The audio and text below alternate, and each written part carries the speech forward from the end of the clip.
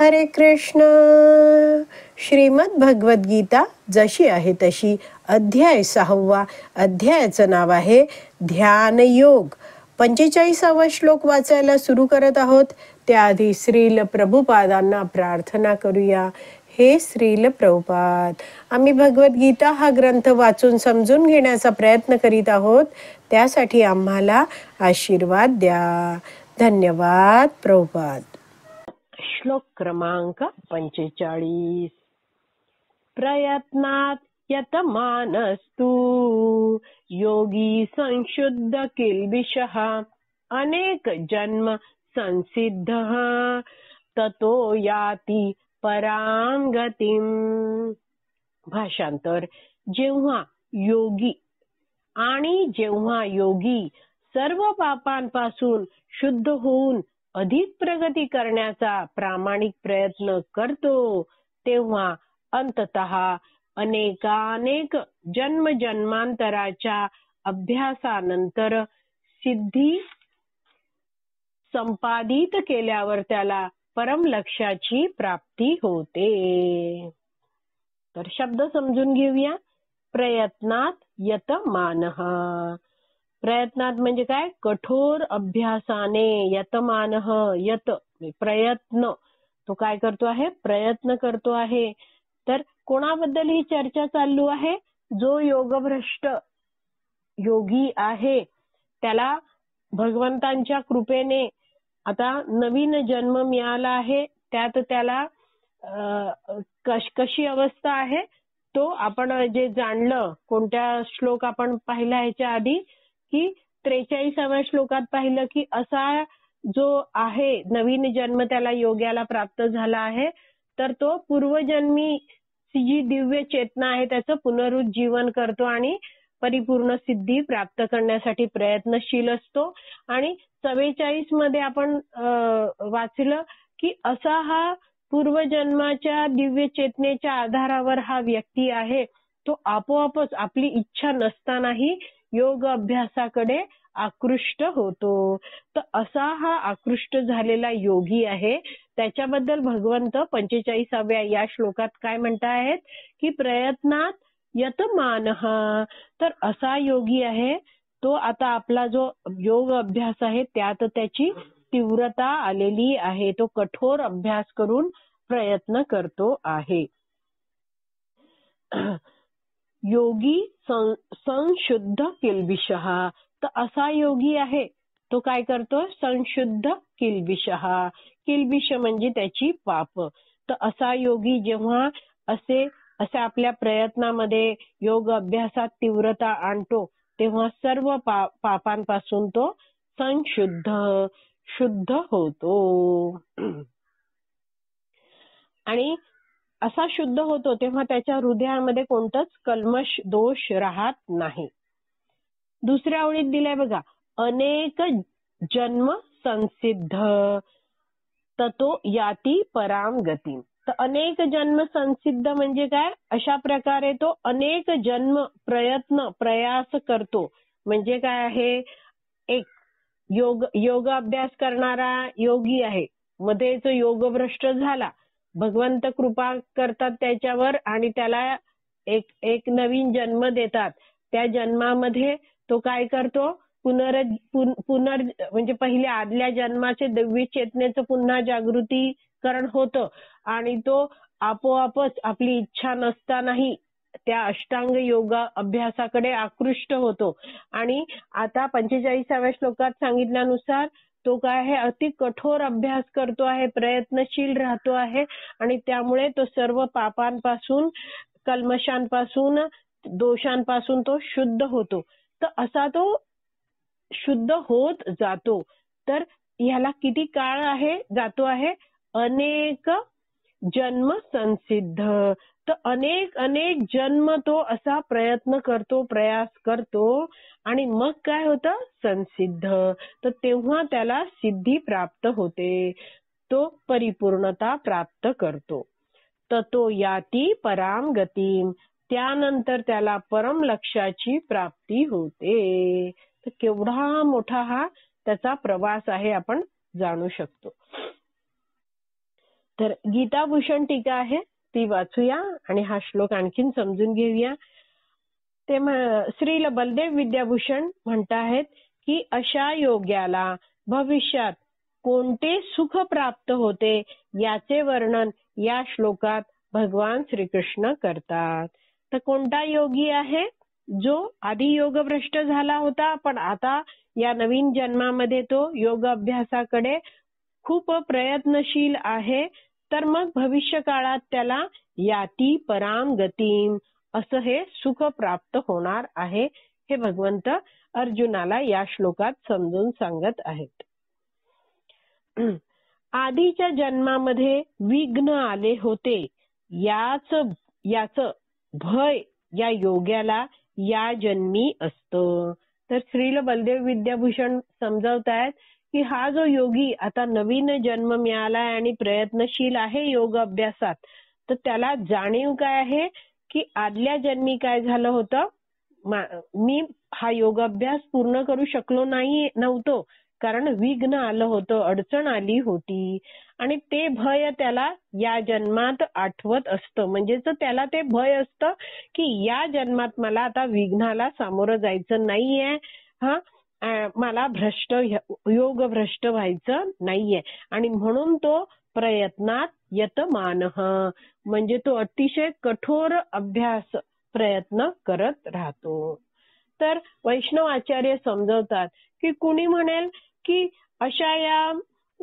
असा हा जो तुम्ही म्हणता आहात की योग्याला आदल्या जन्मीचं कसं काय आठवतं, तर आपण यावर काही आपले विचार मांडू शकत नाही, पण आपण हे ध्यानात घ्यायचंय की भगवंतांच्या कृपेने काय आहे तो हे सगळं करू शकतो.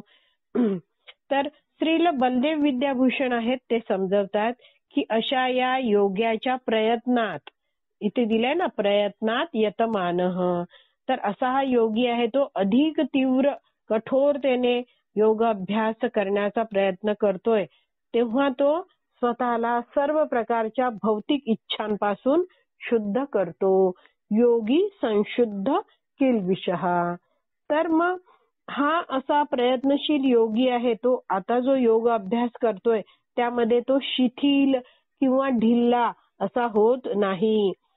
तर असा योगी अनेक जन्म असा तीव्रपणे अभ्यास करत राहतो आणि नंतर तो योगी आहे तो परिपक्व अशी अवस्था प्राप्त करतो, अनेक जन्म संसिद्ध, आणि त्यानंतर तो मुक्ती प्राप्त करतो ज्यामध्ये तो आत्मा आणि परमात्म्याचं दर्शन करतो, याती पराम गतीम. तर वैष्णव आचार्य समजवतात की असा हा जो योगी आहे तो एका पाठोपाठ एक असे जन्म घेतो, तर त्यामध्ये त्याचं पतन होत नाही. तो आपल्या योग अभ्यासाचा जो प्रयत्न आहे त्यामध्ये आणखीन तीव्र होत जातो आणि त्याचं हृदय शुद्ध होत जातंय आणि त्याची योग मार्गावरची आध्यात्मिक मार्गावरची श्रद्धा वाढत जाते आहे. तर भगवान श्रीकृष्णांवरची श्रद्धा हृदयात सहजपणे जागृत होते जेव्हा काय आहे भक्तांचा त्याला संग मिळतो. तर भगवान श्रीकृष्णांच्या भक्तांकडून तो भगवंतांबद्दल श्रवण करतो, भक्त संघामध्ये नाम जप करतो, हरिनाम संकीर्तन करायला लागतो आणि त्याला समजतं की आपल्या जीवनाचं ध्येय काय आहे, भगवान श्रीकृष्णांची प्रेम भक्ती प्राप्त करणं आहे. आणि मग त्याची भगवंतांवरची श्रद्धा आणखीन वाढत जाते. भक्तांच्या मार्गदर्शनात तो भगवंतांच्या विविध सेवेमध्ये मग्न होतो आणि भक्तीचं सुख आहे तो चाखायला लागतो. तर जीव आहे तो कसा आहे, कायम सुखाच्या शोधात असतो आणि असं हे सुख, भक्तीचं सुख जेव्हा हा प्राप्त करतो योगी, तेव्हा भक्तिमय सेवेमध्ये तो आणखीनच मग्न होतो आणि भक्तीत प्रगती करतो. तर अशा रीतीने या योग्याची पुढे पुढे प्रगती होत जाते. तात्पर्य वाचूया आपण. विशेष करून सदाचारी, श्रीमंत किंवा पवित्र कुळात जन्म घेतलेल्या मनुष्याला योग अभ्यास करण्यासाठी अनुकूल असलेल्या आपल्या सभोवतालच्या परिस्थितीची जाणीव होते. तर प्रभुपाद समजवतायत की पूर्वजन्मामध्ये हा योगभ्रष्ट झालेला योगी आहे. आता या वर्तमान जन्मात भगवंतांच्या कृपेने त्याला सगळ्या सुविधा मिळाल्या आहेत, अनुकूल परिस्थिती मिळाली आहे आणि अशा परिस्थितीचा हा योगी आहे तो योग अभ्यासासाठी वापर करतो. ही मिळालेली संधी तो आता गमावत नाही. योग्याच्या घरी जर त्याचा जन्म झालाय तर तो बालपणापासूनच भक्ती करतो आणि जर धनी किंवा ब्राह्मण कुळात, पुण्यवान कुळात जर त्याचा जन्मला आहे तर तिथे त्याला अशी सुविधा मिळते की तो आध्यात्मिक मार्गावर पुन्हा प्रगती करायला लागतो. तर जी मिळालेली संधी आहे त्याची त्याला जाणीव असते, भोवतालच्या परिस्थितीची जाणीव असते. म्हणून दृढ निश्चयाने आपल्या अपुरा राहिलेल्या अभ्यासाचा तो पुन्हा प्रारंभ करतो. तर काय आहे, त्याला माहिती आहे की अरे हे माझा अभ्यास अपुरा राहिला होता, तो दृढ निश्चय करतो आणि प्रयत्न करतो. अशा रीतीने तो पूर्णपणे सर्व भौतिक कल्मशांतून मुक्त होतो. तर योगी संशुद्ध किल्बिषः याचा अर्थ प्रभुपादांनी इथे दिला आहे. पुढे प्रभुपाद लिहित आहेत, त्यानंतर त्याला परमोच्च सिद्धीची कृष्ण भावनेची प्राप्ती होते. संसिद्धी, ही सिद्धी त्याला प्राप्त होते. आणि पुढे म्हटलं आहे की कृष्ण भावना म्हणजे सर्व कल्मशांतून मुक्त झालेली परिपूर्ण स्थिती आहे. तर वैष्णवाचार्य समजवतात की जेव्हा मनुष्य कृष्ण भक्ती करतो तेव्हा काय त्याचे सगळे अनर्थ आहेत ते नष्ट होत जातात. भगवंतांविषयी जेव्हा तो अधिकृत गुरु शिष्य परंपरेतून श्रवण करतो तेव्हा त्याला समजतं की हा मनुष्य जन्म मला मिळाला आहे हा अतिशय दुर्लभ आहे. शारीरिक स्तरावर मला न राहता आत्म्याच्या कल्याणाचा विचार करायला हवा. मी आत्मा आहे, मी भगवंतांचा नित्य दास आहे आणि असं ज्ञान प्राप्त करत भक्तांच्या मार्गदर्शनानुसार भक्ती करत हा व्यक्ती आहे तो भौतिक आसक्तीतून बाहेर पडतो. तो जाणतो की भगवान श्रीकृष्ण माझे स्वामी आहेत आणि मी त्यांचा नित्य दास आहे. तर मला भगवंतांना संतुष्ट करण्यासाठी माझं जीवनभर एकच ध्येय आहे की प्रत्येक कार्य भगवंतांच्या संतुष्टीसाठी करावं.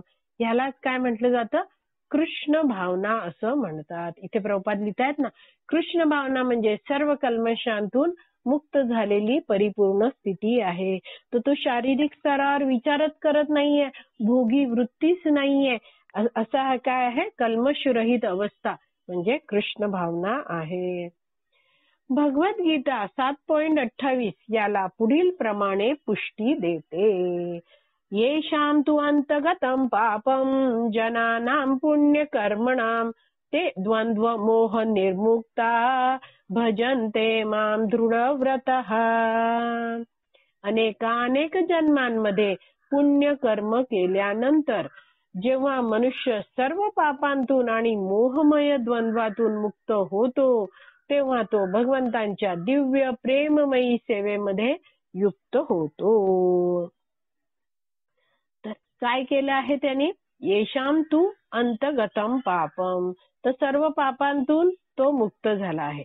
जनानाम पुण्य कर्मणाम, तर अनेक अनेक जन्म घेतलेत आणि त्यांनी पुण्य कर्म केलं आहे. ते द्वंद्व मोह निर्मुक्त्वा, तर सगळे जे द्वंद्व आहेत, जे मोह आहेत यातनं तो मुक्त झाला आहे.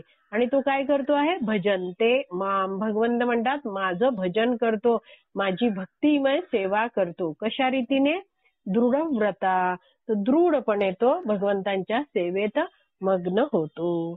तो वैष्णवाचार्य समजवतात की जर एखाद्या व्यक्तीकडे पुण्य कर्माचा साठा नाहीये तर त्या मनुष्याचं भगवंतांच्या कथेमध्ये, भगवंतांमध्ये मन जातच नाही.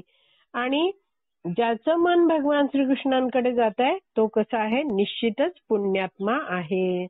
तर हरिनाम कसं आहे, परम पवित्र आहे. तर हरे कृष्ण जेव्हा आपण भक्ती करायला लागतो, हरे कृष्ण महामंत्राचा जप करायला लागतो, तेव्हा आपल्याला शिकवलं जातं की 4 नियमांचं पालन करायचं आहे. मांसाहार करायचा नाही, नशापान करायचं नाही, व्यभिचार करायचा नाही, जुगार खेळायचा नाही आणि आपण नियमितपणे हरे कृष्ण महामंत्राचा 16 माळा जप करायचा आहे आणि हे सगळं आपल्याला आपल्या जीवनभर आचरण करायचं आहे. तर जेव्हा आपण भगवान श्रीकृष्णांच्या भक्तांच्या संघामध्ये, मार्गदर्शनामध्ये भगवान श्रीकृष्णांची दिव्य प्रेममयी सेवा करत राहू, तेव्हाच काय होईल, आपली भक्तीत प्रगती होत जाईल. तर आपल्या जीवनाचं ध्येय आपण कायम लक्षात ठेवलं पाहिजे. अशा प्रकारे हा आपला 45वा श्लोक आहे तो पूर्ण झाला आहे.